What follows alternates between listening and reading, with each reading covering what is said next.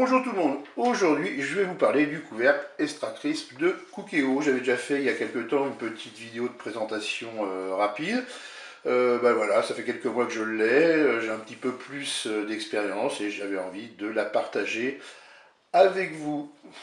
Eh bien la première chose, on imagine qu'on a mis des ingrédients dans notre cuve, eh bien on va déposer le couvercle sur la cuve du Cookéo.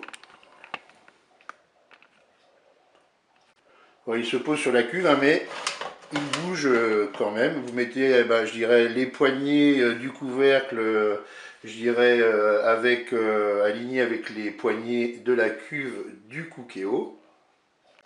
Alors voyez-vous, ici je vous ai placé le couvercle Extra Crisp sur la cuve du Cookéo, mais la cuve n'étant pas dans le Cookéo, eh bien moi je vous le déconseille fortement. Pourquoi? Eh bien parce que le fond de la cuve du Cookéo est pas bien à plat et voilà, c'est pas très stable, ça risque de tomber à tout moment. Je vous le montre parce que je l'ai vu et je trouve ça très dangereux.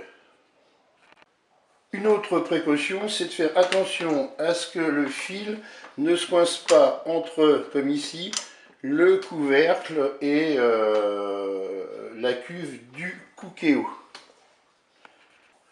Le Cookéo ne doit pas être allumé. Alors moi, ce que je fais pour pas confondre ou faire une bêtise, eh bien je prends le cordon d'alimentation du Cookéo et je l'enlève carrément. Allez, on revoit ensemble les différentes fonctions du couvercle. En fait, vous avez 4 menus. Le menu 1 qui est le menu rôti, le menu 2 grill, le menu 3 friture, le menu 4, c'est du dessert. En fait, voilà, c'est des menus automatiques où là, vous avez les degrés de cuisson qui sont intégrés. Alors pour choisir, vous appuyez sur la touche menu. Vous voyez ici, menu 1. Pour sélectionner le temps, qu'est-ce que je vais faire? Je vais appuyer sur le petit timer ici. Et voilà, là, ça clignote. Soit j'augmente le temps en appuyant sur la touche plus, soit je le descends en appuyant sur la touche moins. Alors, ce que vous pouvez faire, c'est maintenir votre appui et ça fait défiler les minutes. Ça fait gagner du temps. Même chose, on va passer menu 2. Vous sélectionnez menu 2. J'appuie sur le petit timer. Voilà, les minutes clignotent. Et puis je peux à nouveau sélectionner mon temps de cuisson. Le menu 3, c'est pour la friture, même chose, même opération. Le menu 4, c'est pour les desserts. Et une fois que j'ai programmé mon temps, qu'est-ce que je vais faire? Je vais appuyer sur le bouton Start. Et voilà, la cuisson démarre, je veux l'arrêter, je vais appuyer sur Stop. Le petit inconvénient de ce couvercle, c'est que il fait un peu de bruit. Il existe ce que j'appelle un menu en mode manuel. Vous voyez, quand vous avez les deux petits zéros là qui clignotent, vous appuyez sur le petit timer ici, vous sélectionnez votre température. Là, c'est 200 degrés, c'est la température maximum. Là, je peux descendre, voilà, 170, 160 degrés. Ensuite, je rappuie sur le timer et je vais programmer mon temps de cuisson. C'est comme pour le mode automatique. Alors, comment faire pour déplacer mon couvercle quand je veux, par exemple, mélanger les ingrédients? Vous avez ici les deux poignées, vous prenez bien les deux poignées, vous ne mettez surtout pas vos mains dessous le couvercle, parce que là, vous allez vous brûler. Et vous allez déplacer votre couvercle sur une surface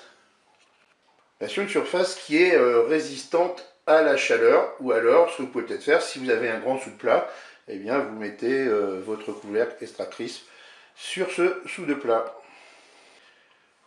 Alors la question souvent posée, quel est l'avantage d'avoir un couvercle Extra Crisp plutôt qu'un four? Moi je trouve que c'est très pratique d'une part, c'est pas très volumineux, ça prend pas beaucoup de place et au niveau nettoyage, c'est pour moi plus facile que dans un four traditionnel. Et ensuite, moi ce que je fais souvent, c'est surtout des poulets rôtis, je trouve que c'est vraiment super bien. Je fais aussi des frites, qu'elles soient fraîches ou surgelées. Et puis pour moi, c'est un grand bonheur, puisque avant, j'arrivais pas à faire des gâteaux, tout le monde se foutait un petit peu de moi à la maison. Mes gâteaux montaient jamais quand je les faisais au four. Et bien là, depuis que j'ai le couvercle, je réussis pratiquement tous mes gâteaux et mes enfants se régalent. Alors quels sont les inconvénients? Eh bien moi je trouve que le bruit effectivement est assez important pour ce couvercle. Et puis peut-être un petit bémol sur, je dirais, les quantités qu'on peut faire cuire. Là, je pense notamment aux tartelettes ou aux pizzas. Moi, j'ai fait des pizzas, mais c'est des pizzas mini format. Et puis, faire cuire, par exemple, un gratin dans la cuve du Cookéo, alors c'est très très bon, hein. C'est pas un souci, mais par contre, au niveau visuel, eh bien, c'est pas très joli. Et bien voilà, je vais vous quitter en espérant que cette petite vidéo vous a éclairé un petit peu plus sur ce couvercle extra crisp de Cookéo. Je vais vous mettre dans la description de la vidéo, j'ai toute une playlist avec une trentaine de recettes que j'ai réalisées. Et bien je vous dis au revoir et à bientôt.